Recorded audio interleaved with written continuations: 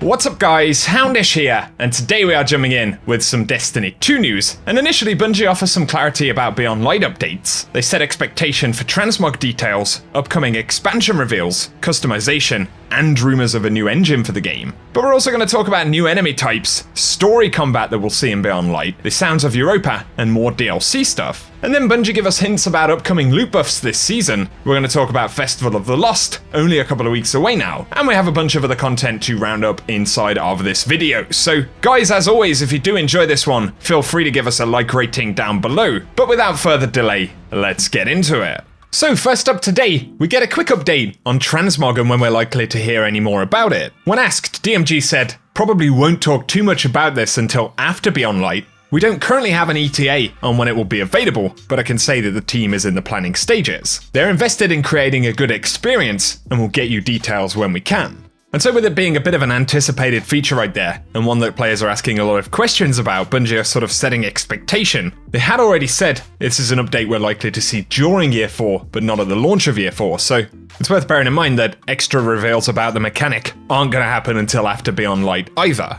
And generally, DMG has said a few times in terms of sandbox, or whether it's talking about raid-ready states, additional system details and all that kind of stuff. He said a couple of times that we have all of October to cover some need-to-know info before we head to Europa, so stay tuned. Also, briefly, Cosmo did confirm that the Prophecy Dungeon will return before the end of December. Players wanted a bit of clarification because Bungie said before the end of the year, but of course that can potentially mean the Destiny year, or the actual year that we're in. So Prophecy will come back by the end of December. However, when it comes to rewards and things like that, we're not 100% certain what's going to happen. And then of course, Bungie spoke about the fact that they're reworking the kind of character pipeline in the game, and that will result in the Guardian appearance being adjusted slightly, but players have pointed out it would be awesome to actually go back in and fully re-customize your Guardian. And DMG said, of course they worded this vaguely when speaking about it in TWAB, because they can't make promises right now, but the team is aware of the desire for a barbershop style feature, and so they'll continue to pass that feedback along. A very final thing to touch on here, but there's been a lot of speculation about Destiny getting a brand new engine, and some of that comes off the back of supposed leaks that we had, but BNG Chris K on Reddit did confirm that Destiny overall is not receiving a new engine,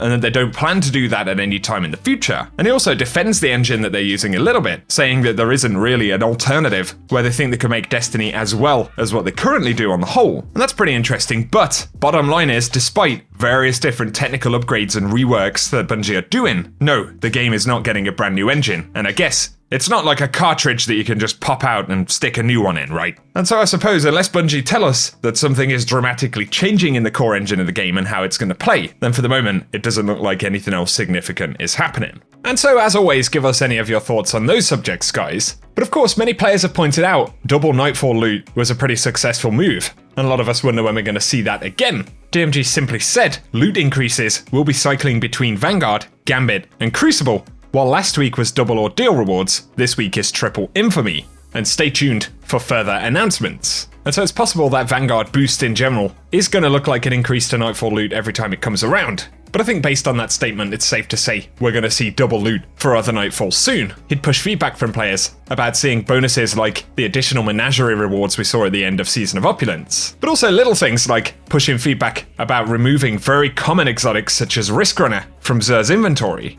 I think especially when you consider many of these are quest exotics and probably still will be in some capacity with New Light after November of this year. Yeah, there probably isn't a lot of use in Xur offering rewards that you can otherwise go and get from a quest, unless of course it can have random stats and rolls and things like that. Here, getting into some additional Beyond Light stuff, I failed to mention this the other day, but Bungie actually gave us a sound clip of the atmospheric audio for Europa. And what we're about to hear does link to the new dynamic weather that Bungie have created for Europa. So here is a sneak preview of the sounds that we'll hear when we explore that icy moon.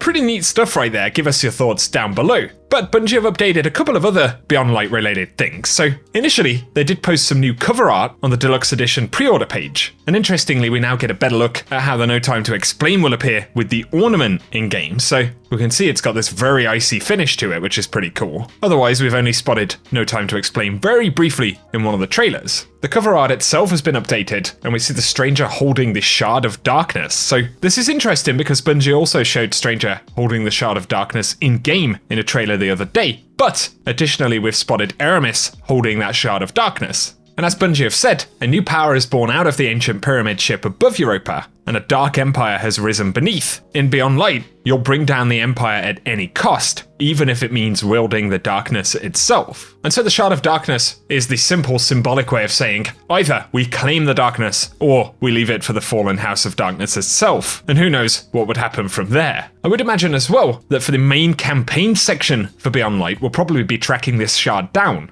And it seems likely that gaining access to it will be somehow linked to the stasis abilities that we'll get in the expansion as well. Other very interesting things that we have spotted in trailers recently do include that we're going to be fighting alongside multiple AI allies throughout various parts of the game, so more than likely these are going to be in particular missions, possibly in some campaign stuff, although who knows, but we've seen what appear to be kind of Seraph or Clovis Bray themed bots in a couple of different shots. One time we only saw one of them, but if you look closely in this shot, you can see there are a couple of Guardians moving through the space, and then a couple of assault bots up on the right hand side platform. Almost certainly these have something to do with Clovis Bray.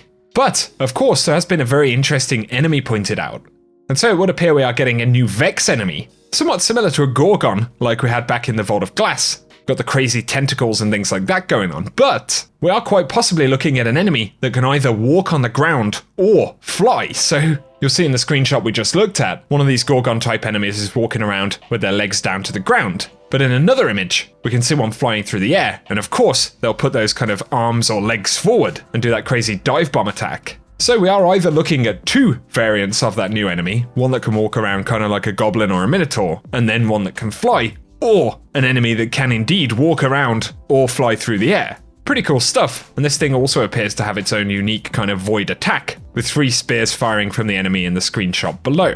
It will of course be very interesting to see the continued Vex link to all of this darkness pyramid stuff that's going on, but also how the Fallen plan to use some of that, because we can see right here what appears to be dark ether draining into the Fallen tech on the sides. But in the middle of this Vex architecture, there is a Vex portal with additional Fallen technology attached to it. So we are going to see some very interesting stuff when it comes to the story element here. And then of course, there is even the question of Variks, and based on the map that Bungie previewed to us for Europa, it suggests that potentially the Beyond Light story could be kicked off with a distress signal sent from Variks on Europa. Although we can see the visual update to Variks there, still rocking the House of Judgment icon, but with a little bit of additional paint above the eyes, which isn't dissimilar to some of the paint that we see on the Fallen House of Darkness as well. So Variks, especially given his recent past, what we learned in Forsaken and things like that, could have a pretty interesting position in this story. Speaking of the map though, Nexara and Raid Secrets did share their best attempt at kind of mocking up what the Europa map will start to look like in the game. Of course you can see those different landing zones, but also the various activity nodes, and those will of course be filled in when the game launches. Once again, the scale of Europa, at least based on what we can see from the map, does look pretty promising. And at a guess I would say that we're probably looking at something at least around about the size of the moon in Destiny 2, or upwards, right? Although until we get to see each of the different zones, it will be pretty hard to tell for sure. Of course there will be the one new strike that we see on Europa as well. And then as Cosmo confirmed, there's a full set of strikes available for free to all players on November 10th, including the Will of Crota in the Cosmodrome, with that additional update to the Cosmodrome coming later in Year 4 that includes Devil's Lair and the Fallen Saber Strike returning as well. So right now it's looking pretty likely that Season 13 is actually going to have a Cosmodrome focus. And as DMG said, there are a series of updates, things like Transmog, that we might not start to hear about until that time, or maybe even a bit later than that. Either way, be sure to give us your thoughts down below on all of the Europa stuff. We have had a decent number of reveals for Beyond Light over the past couple of weeks, but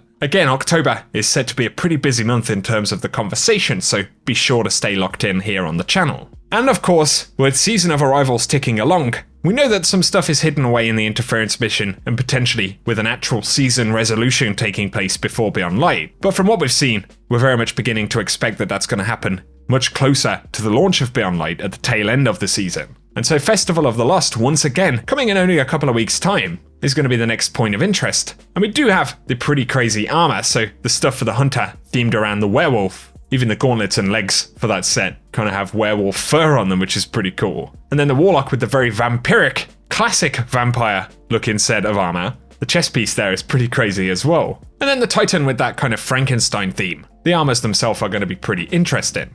Then of course there are the cosmetics, so we're going to have new shaders, Bloodmane, Nougat Delight, and Alchemy Scourge, plus the introduction of Anna Bray, Varix, the Spider, and the Stranger, as well as a couple of rather interesting looking masks for the event, and then the 3 cosmetic exotic drops, which are the mummified themed ones. Plus, as always, additional Eververse stuff, so that'll be cool, and we can farm for both of the previously featured auto rifles from Festival of the Lost, updated not to sunset until the end of year 4, and with a few additional perks in those random roll sets, so I'm sure we'll get more official details about that soon. But otherwise for today guys, that is what we have to touch on in this video, so as always give us your thoughts about it down in the comment section. But if you have enjoyed it, a rating below very much helps me out. And again, hit subscribe and turn on notifications if you want me to keep you posted on everything related to the game. But otherwise, I hope you guys have an awesome day.